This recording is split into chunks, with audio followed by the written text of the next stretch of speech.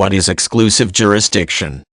Exclusive jurisdiction exists when there is only one court that has the right to hear and decide a given issue. It is distinct from concurrent jurisdiction, which occurs when multiple courts have a vested interest and a legal right to decide a dispute. Exclusive jurisdiction exists in limited courts, such as bankruptcy court and tax court. Many courts are courts of general jurisdiction. This means the court can hear a variety of different cases. For example, a state court may be able to hear issues of real estate, personal injury, breach of contract, or employment law violations. Certain issues are also issues over which there is concurrent jurisdiction. For example, if someone has been the victim of a violation of federal employment laws, that individual could bring the case in federal court because the case arises out of federal law. If the victim so choose, he could also bring the case in state court, although if he did so, the defendant would also have the choice to either keep the case in state court or to request that the case be removed to federal court so he could have his rights under the federal law interpreted by a court at the federal level.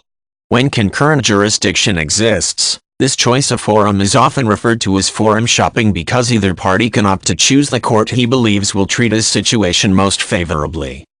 To avoid forum shopping and in recognition of the fact that certain issues should be decided only by one court system to avoid inconclusive interpretation of certain laws that could arise if multiple courts hear the case, certain cases can be heard only in one court.